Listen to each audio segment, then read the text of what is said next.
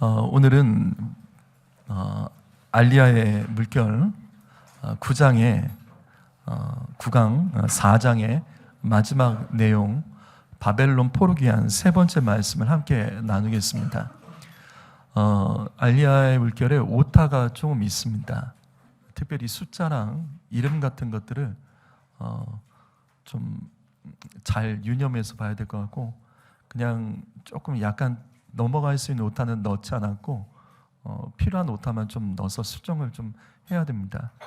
여러분, 그래서 이것을 사진을 좀 찍으셔서 책에다가 이거를 오타를 수정해 주시고, 이것 말고도 몇 개 더 있지만 또 나중에 말씀을 드리겠습니다. 혹시 또 더 다른 오타가 있으면 좀 말씀을 해 주십시오. 워낙 책의 내용이 많고 숫자가 많이 들어가다 보니까 이런 일들은 벌어질 수 있습니다.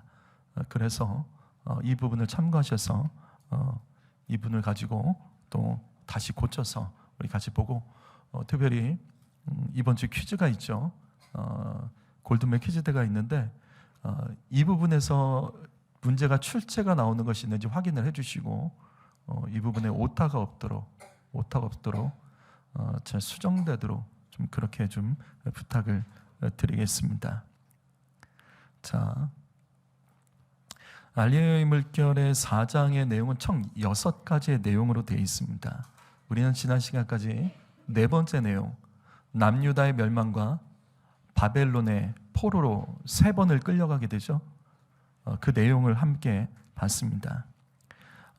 남북으로 분열된 이 이스라엘은 사사시대의 그 기억을 망각을 했습니다. 사사시대 분명히 하나님 계속 경고하셨죠. 너희가 우상을 섬기면 결국 다른 나라의 지배를 받게 될 것이다. 고통을 당한다는 것을 계속해서 강조해 주셨죠. 우상을 섬기며 우상을 섬기는 나라에게 수치를 당할 것이라고 가르치셨지만 이것을 무시하고 계속 우상 숭배를 하다가 결국 이 남유다와 북이스라엘이 다 멸망하게 됩니다. 먼저 북이스라엘은 아수르에 의해서 BC 722년경에 멸망을 당합니다. 여기서 우리가 기억해야 될 것은 사마리아인이라는 이 단어입니다. 그러니까 신약 성경까지 이어지죠. 아수르의 이 식민지 정책은 이런 겁니다. 많은 북이스라엘 사람들을 포로로 끌고 가서 메소포타미아 지역의 여러 성읍에 흩어서 뿌렸습니다. 동시에 그 동네에 살고 있었던 사람들을, 이방인들을 여기 북이스라엘 사마리아 땅으로 데려와서 이 북이스라엘 백성과 그래서 이 이방인들이 혼혈이 됩니다. 그래서 신약 성경에서도 사마리아인이라고 부르는 이들은 이같이 북이스라엘 10개 지파 사람들이 이 메소포타미아의 이방인들과 혼혈되기 때문에 신약 시대에서도 또 오늘 말씀에서도 이 이스라엘이 바벨론 포로에서 돌아온 후에 이 남유다 사람들이 이 사람들하고 같이 일을 하지 않습니다. 이것 때문에 어려움도 겪게 되죠. 여러분, 그래서 우리가 흔히 이스라엘 사람들이라고 부르지 않고 우리가 유대인이라고 부르는 이유는 사실 이스라엘 사람, 그러니까 북이스라엘 사람들은 쉽게 말해서 없습니다. 다 혼혈됐다고 보시면 돼요.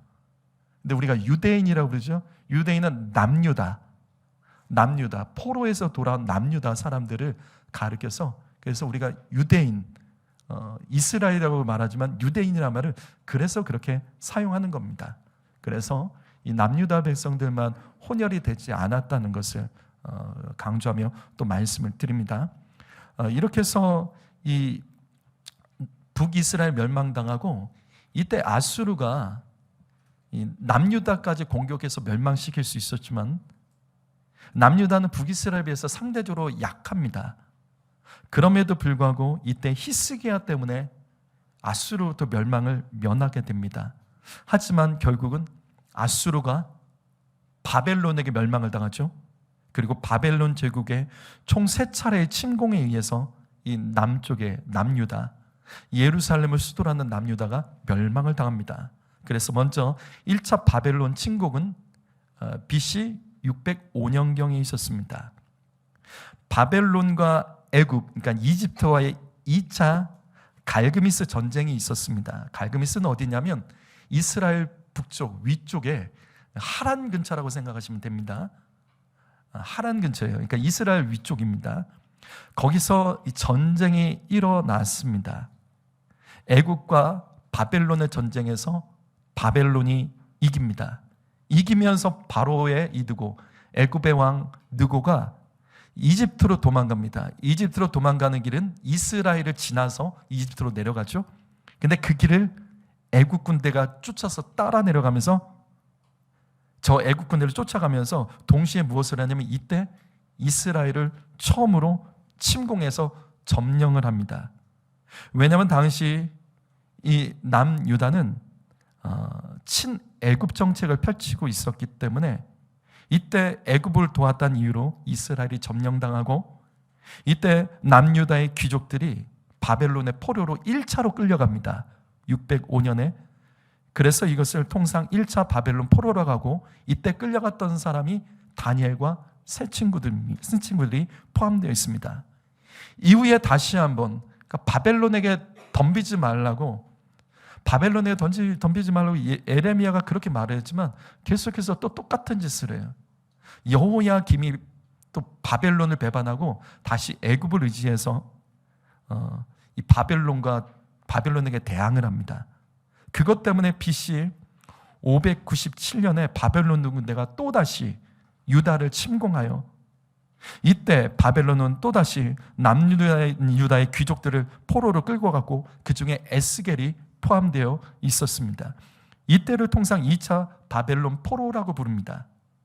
그리고 마지막으로 이스라엘의 남유다의 마지막 왕이 시드기야입니다. 시드기야도 또 똑같은 짓을 합니다. 바벨론을 배반하고 애굽을 또 의지해요. 그래서 바벨론에게 대항하다가 화가 난 이제 느부갓네살왕이 더 이상 참지 않습니다. 그래서 BC 586년에 예루살렘 성전 왕궁 성벽까지 모조리 파괴합니다. 그래서 남유다가 이때 멸망을 당하고 사람 남은 남유다 백성들은 학살당하거나 남은 자들은 모조리 포로로 바벨론에게 끌려갑니다.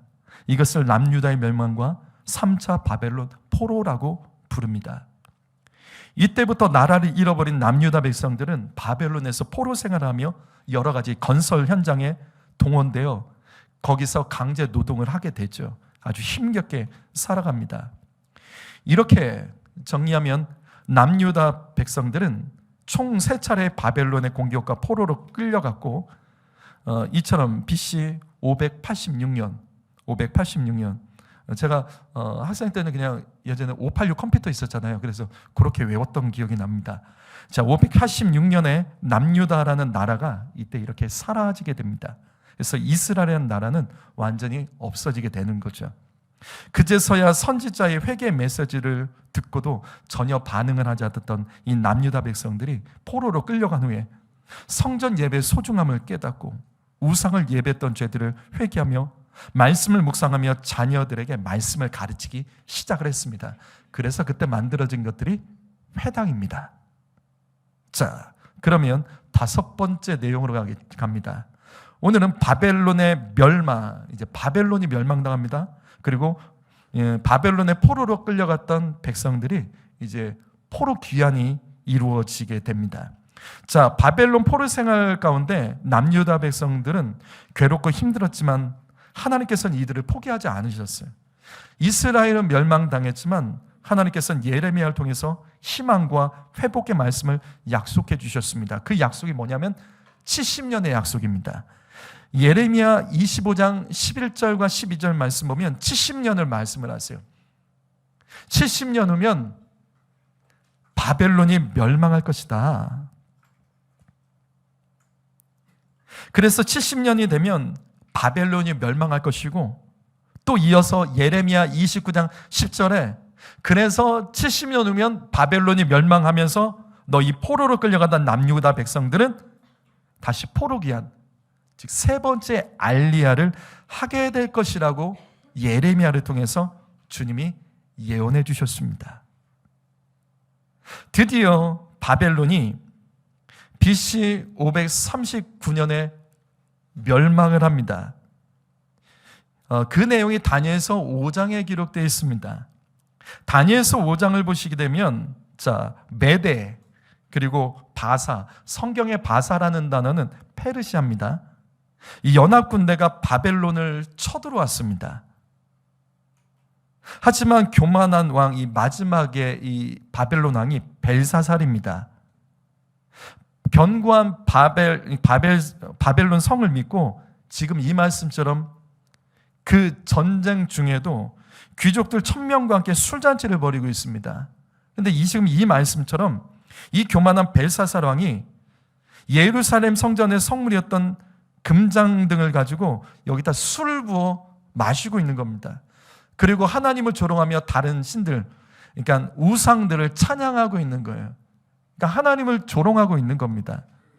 그리고 이때 갑자기 아주 초자연적인 일이 하나 벌어지죠. 뭐죠? 되게 무서웠을 것 같아요. 갑자기 손가락이 나타납니다.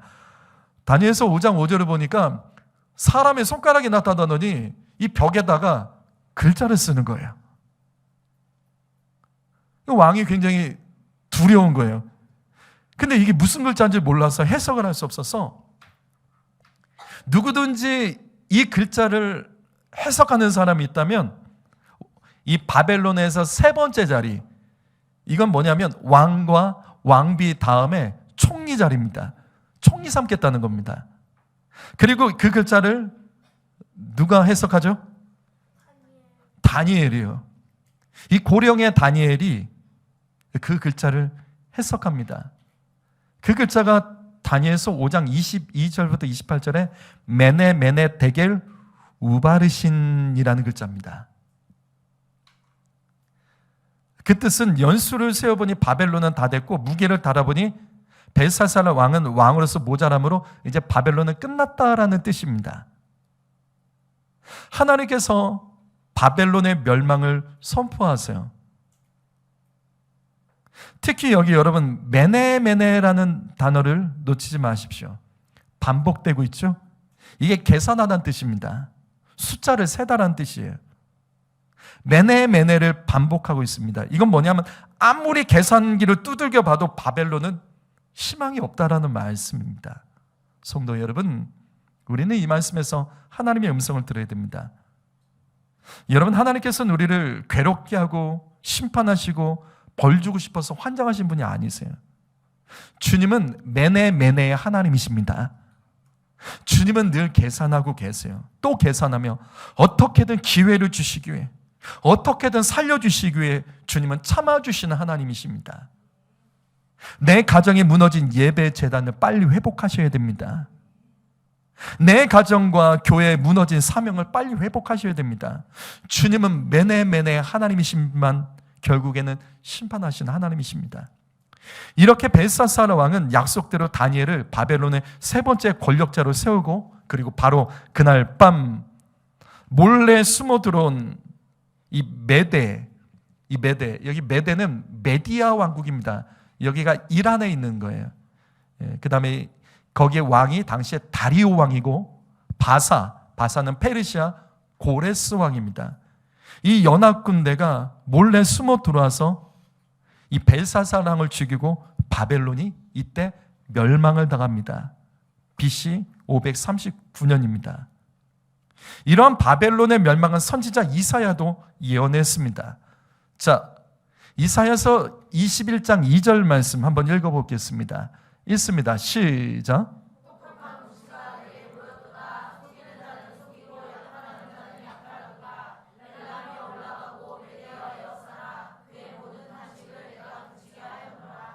여기 엘람은 노아의 아들 셈, 장자였던 셈의 그 셈의 또 장자의 이름이 엘람입니다. 자, 이런 엘람의 후손이 지금의 이란 남쪽 지방에 페르시아 제국을 세웁니다.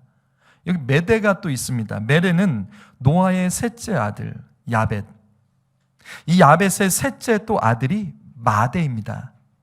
마대의 후손이 지금의 이란의 중북부에 세운 메디아 왕국, 이 나라를 세우게 됩니다. 이렇게 페르시아와 메디아 연합군에 의해서 바벨론이 멸망을 당합니다. 또 바벨론의 이 같은 멸망은 예레미야의 예언처럼 바벨론 포로로 끌려간 이스라엘 백성들이 고향 땅으로 세 번째 알리할 수 있는 길이 열리게 됐다는 뜻입니다. 그래서 여섯 번째 내용, 이스라엘의 세 번째 귀환, 거기서 바벨론 포로 귀환 1, 2, 3차가 있습니다. 이 내용을 함께 나누겠습니다. 다니엘서 5장 30절에서 31절을 보시게 되면, 자, 마지막 날 밤,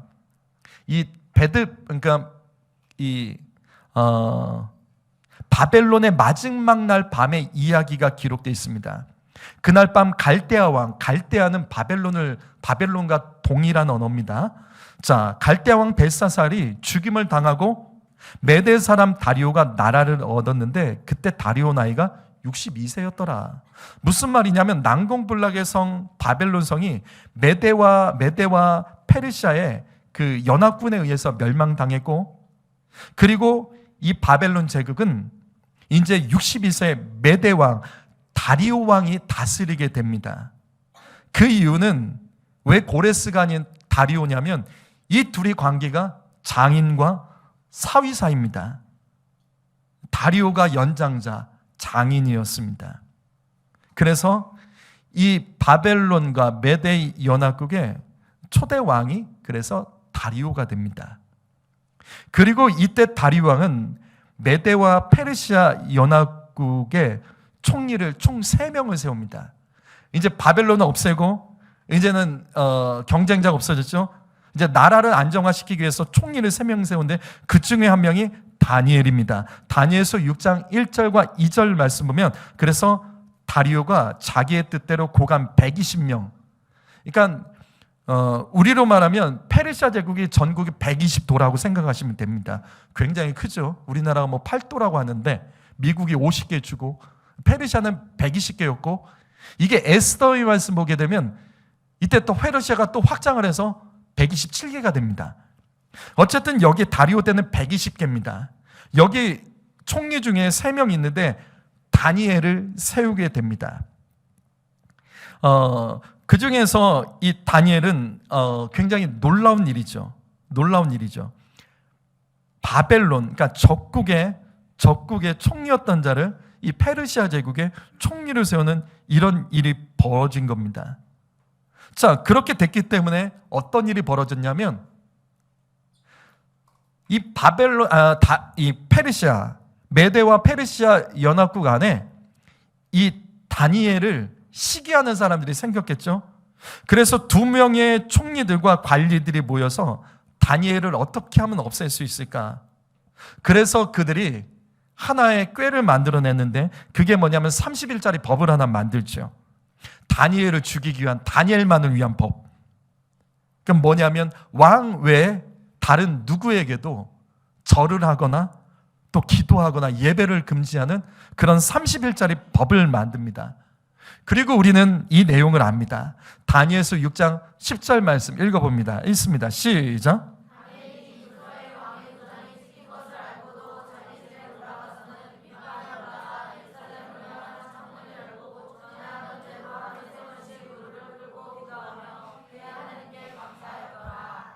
우리는 이 말씀을 그냥 다니엘이 기도한 것으로 이해하는데, 이건 굉장히 중요한 의미가 있는 말씀입니다. 여기 왕의 조서는 다리오 왕의 조서죠. 이거는 30일 동안 기도나 예배 이런 것들을 금지하는 법이죠. 근데 다니엘은 그냥 정말 30일만 참으면 되는데, 아니면 하루에 3번 기도한 거 정말 한 번 기도하면서 몰래 기도하면 되는데, 그렇게 하지 않고 원래 하던 대로 그가 공개적으로 기도했습니다. 결국 이것이 들켜서 다니엘은 사자굴에 들어가게 됐고, 하지만 하나님께서 건져주셨죠. 그리고 오히려 이때 다니엘을 고발하고 시기하며 죽이려고 했던 사람들이 모조리 사자굴에 던져집니다. 이게 무슨 의미인지 아세요? 결국 이후에 다니엘의 경쟁자가 없어졌어요. 누구도 다니엘을 건드릴 수 없도록 다니엘은 가장 강력한 페르시아의 권력자가 됩니다. 왜 다니엘이 여기서 필요한가? 왜 다니엘이 이렇게 기도할 수밖에 없었을까? 그가 이 70년의 비밀을 알았기 때문에 이제 곧 고향으로 돌아가야 됐기 때문에 기도의 분량을 채우기 위해서 다니엘 어떻게든 목숨을 걸고 기도했던 겁니다. 이 기도는 하나님께서 정말 받으실 기도라는 걸 알았기 때문에 다니엘이 사자굴에 들어간 일이 있어도 기도했고, 이렇게 됨으로써 다니엘의 정적들이 사라지고 또 이스라엘에 대해서 부정적으로 말하거나 이스라엘에 대해서 어떤 이스라엘이 앞으로 해나가는 일에 대해서 알려야 돼서 방해할 존재들이 사실은 다 사라져 버렸어요. 이렇게 돼서 다니엘 때문에 세 번째 알리아인 남유다 백성들이 바벨론 포로기한, 이것이 페르시아 왕의 명령으로 시행됩니다. 어떻게 시행되냐면, 다리오 왕 때 다니엘이 총리가 되죠. 이 다리오 왕이 얼마 안 있다 죽습니다. 1년도 안 돼서 죽어버려요. 그리고 나서 대신에 고레스가 왕이 되는데, 이 고레스가 굉장히 강한 사람이에요. 어떻게 하냐면 메대뿐만 아니라 리디아까지 그 지역의 제국들을 다 흡수해서 페르시아 통일왕국을 하나를 만들어버리는 거예요. 그래서 정말 페르시아의 초대 왕이 됩니다. 그래서 고레스가 BC 538년, 아까 바벨론은 539년에 멸망했죠. 1년 만에 통일된 페르시아의 왕이 돼서, 이때 이 왕이 되자마자 이 고레스가 했던 일이 바로 이겁니다. 에스라서 1장 1절과 2절 말씀이에요. 에스라서 1장 1절과 2절 말씀을 보시게 되면, 고레스 왕 1년에 이 남유다 백성들은 고레스 왕의 칙령에 따라서 이스라엘의 세 번째 가나안 땅의 알리아, 즉 1차 바벨론 포로 귀환이 시작되게 된 것입니다. 여러분, 이 배후에는 다니엘이 있었습니다.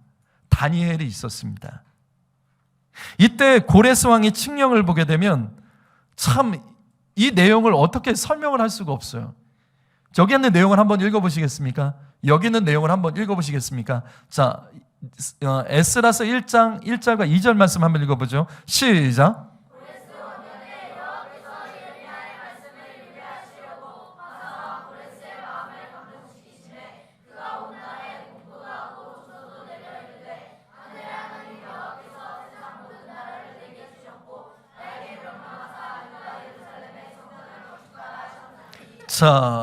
이게 왕의 조서가, 고레스 왕의 조서가 하나님을 찬양하고 예루살렘 성전을 건축하라는 겁니다.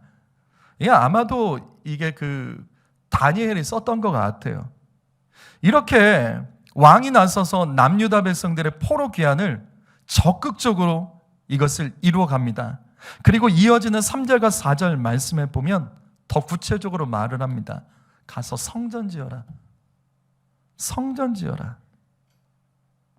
정말 하나님 기뻐하시는 그 성전을 지으라고 고레스 왕이 나서서 이스라엘 백성들을 바벨론 포로 귀환을 시키는 겁니다. 그래서 이스라엘 백성들이 가장 먼저 가서 예루살렘 성전을 세운 일을 합니다. 그리고 다른 민족들도 이스라엘 백성들, 남유다 사람들 도와주러 갑니다. 이게 어떻게 고레스의 머리에서 나왔겠냐고요. 다니엘이 있었기 때문에 가능하죠. 역사적으로 우리가 알아야 될 것은 이 바벨론의 이 포로 귀환의 고레스 칙령이라고 부릅니다. 이거는 이스라엘 백성에게만 했던 건 아니에요. 당시 바벨론에게 포로로 끌려왔던 많은 민족들이 있었습니다. 그 민족들에게도 동일한 내용입니다. 동일한 내용으로 고향으로 돌려보낸 일을 이 고레스가 했었습니다. 하지만 분명한 것은 이 배후에는 다니엘이 합법적으로 그 권력과 영향력이 있었기 때문에 이게 가능한 거예요. 여러분, 그래서 우리는 여기서 하나님의 음성을 들어야 됩니다. 실제로 바벨론 1차 포로 귀환의 배후에는 페르시아 총리였던 다니엘이 있었고요. 2차 포로 귀환의 배후에는 페르시아의 에스더 왕후와 하만을 대신해서 모르드게가 총리가 됩니다. 그들의 준비가 되어, 그들을 통해서 준비해 놓은 것이 있었기 때문에 2차 포로 귀환도 후에 이루어집니다. 또 3차 포로 귀환은 요즘에 우리가 새벽기도 말씀을 듣고 있죠. 페르시아의 고위 관리였던 술관은 느헤미야가 있었기 때문에 이게 가능한 겁니다. 무슨 말이냐면, 여러분, 우리는 나라를 위해서 그냥 기도할 때 단순히 기도하는 것이 아니라 우리 교회는 나라를 위해서 기도할 때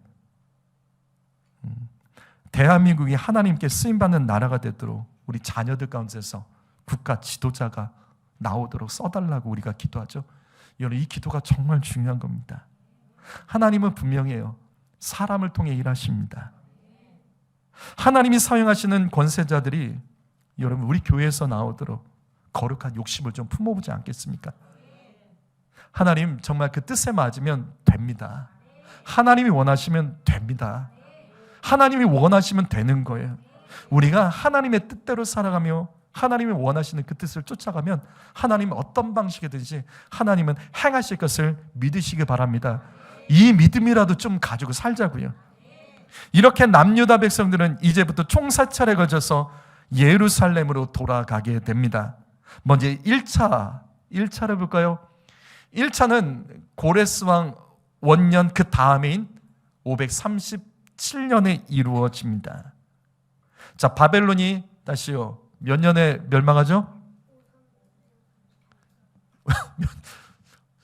이러면 퀴즈 못 맞힐 텐데 539 그렇죠?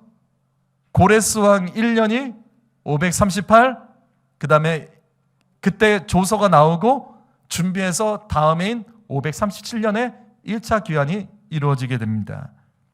자, 이때 지도자는 스룹바벨입니다. 그래서 같이 외우셔야 돼요.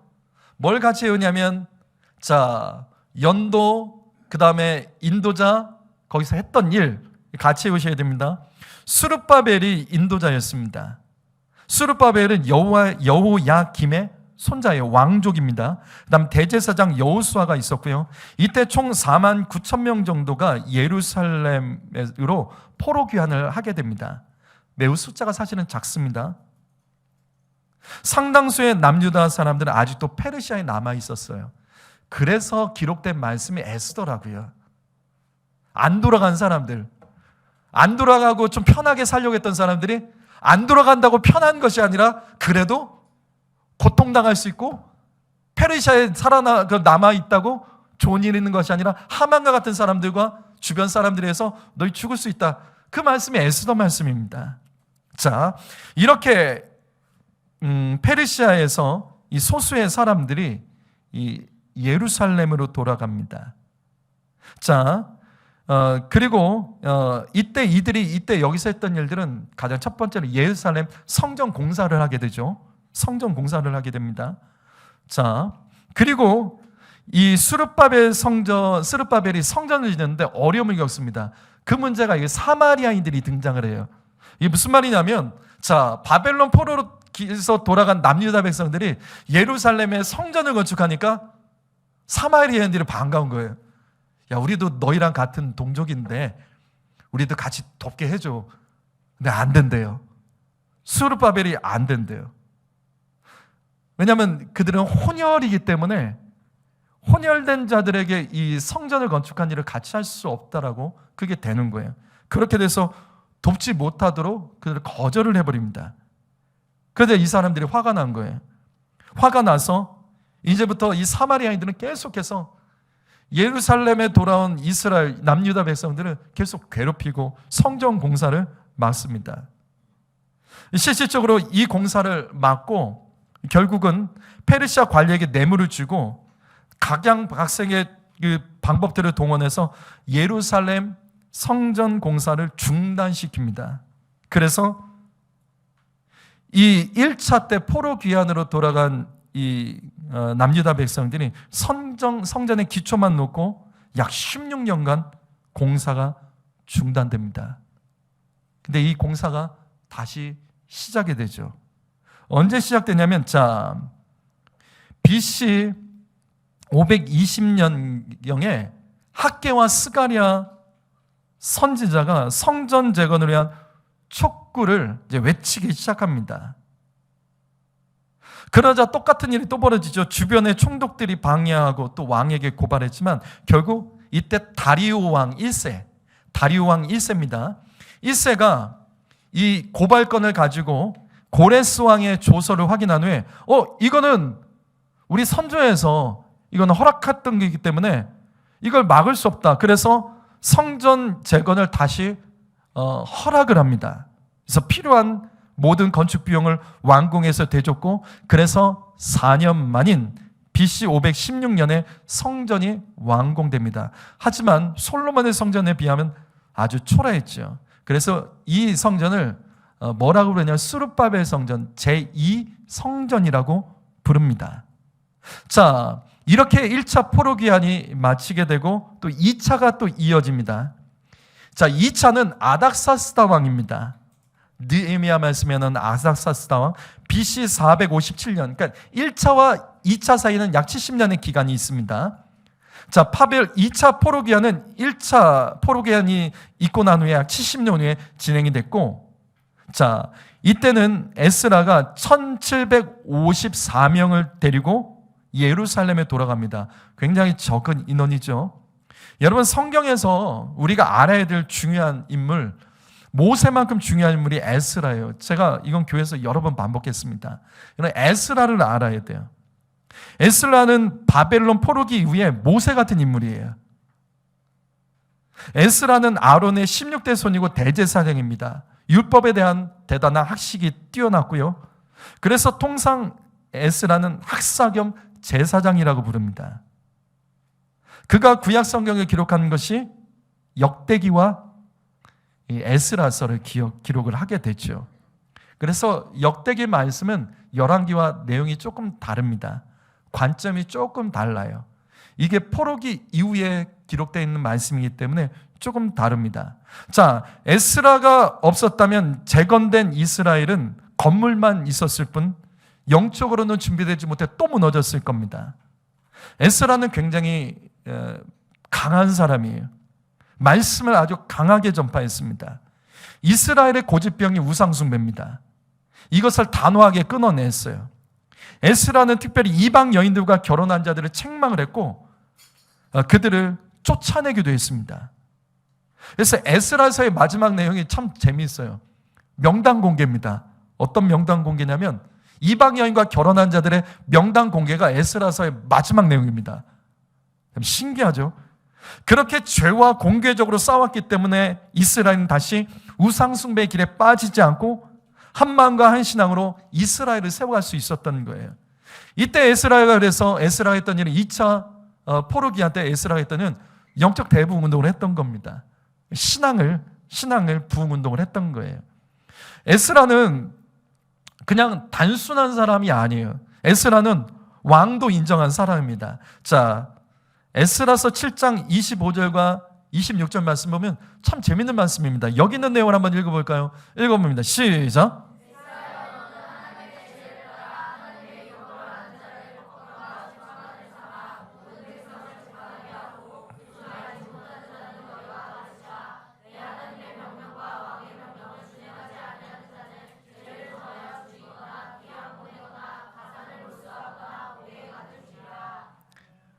이 말씀은 왕이 하는 말이에요. 왕이 에스라에게 말합니다. 얼마나 에스라가 뛰어난 사람인지 페르시아 왕까지 나서서 그를 지원하는데 이 페르시아 왕궁에서 성전에 드릴 예물과 필요한 모든 것들을 에스라에게 줍니다. 또한 성전을 섬기는 자에게 조공과 관세를 또 면제해주고 무엇보다도 놀라운 것은 이 아닥사스다 왕은 에스라에게 하나님의 율법을 아는 자들을 법관과 재판장으로 세우게 하세요. 무슨 말이냐면 에스라에게 행정권까지 주는 거예요. 사람을 세우는. 그러니까 법관까지 세우는 사법관까지 또 주는 거예요. 통치권까지 줍니다. 그래서 재판도 할 수 있어요. 재판도 하게 해요. 그러니까 아주 정말 큰 권력을, 모든 권력을 다 가진 거랑 똑같아요. 굉장하죠? 이렇게 해서 하나님께서는 이스라엘이 말씀을 기초로 다시 나라가 재건되도록 이때 2차 포로기한에 에스라를 통해서 이 같은 일을 했기 때문에 건물만 세워지지 않고 영적으로 이스라엘이 세워지게 되는 겁니다. 그리고 마지막 세 번째, 느헤미야의 바벨론 포로기한. 역시 아닥사스다 왕 때입니다. BC 440년경입니다. 자, 먼저 2차 포로기한에 대해서 조금 더 얘기할게요. 2차 포로기한도 아닥사스다 왕이 허락했었죠. 그래서 에스라를 통해 이루어졌죠. 하지만 에스라서 4장을 보게 되면 사마리아인이 또 등장합니다. 사마리아인이 또 등장해서 예루살렘 재건을 방해를 해요. 그러면서 아닥사스 왕의 상소를 보냅니다. 뭐라고 보내냐면 얘네들이 이 건물 져갖고 왕에게 대적하려고 한다고 그 거짓말을 해요. 근데 아닥사스 왕이 굉장히 단순한 사람입니다. 그래서 그 말을 믿고 예루살렘 재건을 공사를 중단을 시켜버립니다. 그런 가운데 느헤미야 1장 말씀을 보시게 되면 느헤미야가 페르시아의 수산궁 왕의 술관원으로 됩니다. 성경에는 술관원이 있고 떡관원이 나와요. 이거는 그냥 뭐 밥 해주거나 이게 술 주는 그런 사람의 차원이 아니라 왕이 술관원은 먹는 마시는 모든 것들, 독살당하지 않게 왕이 가장 믿는 사람을 옆에 붙어놓고 그냥 쓰는 사람이에요. 그러니까 항상 왕이 가장 신뢰하는 사람이 술관원과 떡관원이 돼요. 술관원은 왕이 마시는 것, 떡관원은 왕이 먹는 것들, 그것을 다 관리하는 거예요. 독살되지 않도록. 그러니까 믿음직한 사람이죠. 왕의 술관으로 있던 느헤미야가 어느 날 유대 땅에서 돌아온 형제에게 예루살렘의 재건이 공사가 중단됐고 그래서 성이 무너지고 적들에 의해서 불이 타고 온갖 수치를 당한다는 이야기를 듣고 너무 괴로워서 금식 기도를 합니다. 휴가를 내고 금식 기도를 해요. 그리고 나서 그 금식 기도의 응답으로 아닥사스다 왕에게 그래 고하여 이제 이 느헤미야가 유다 총독이 됩니다. 유다 총독이 돼서 파견되어 3차 포로기한을 이끌고 갑니다. 2차 포로기한이 있은 지 13년 후의 이야기예요. BC 444년 마지막 바벨론 포로기한을 느헤미야를 통해서 하나님께서는 이루어 가십니다. 그런데 성경에는 이때 몇 명이 갔는지는 기록하고 있지는 않습니다. 이것의 의미는 잘 모르겠어요. 어쨌든 느헤미야는 아닥사스 왕이 이때 아주 전폭적인 지지를 받습니다. 그것을 어떻게 하냐면 가서 성벽 공사를 하거든요. 성벽 공사를 하는 이유는 뭐냐면 적들이 쳐들어오지 못하도록 그것을 막는, 이 공사만 하는데 이게 52일 만에 완성이 돼요. 그러니까 무슨 말이냐면 이것만 집중해서 한 거예요. 성벽만. 어떻게 성벽을 52일에 만듭니까 이게.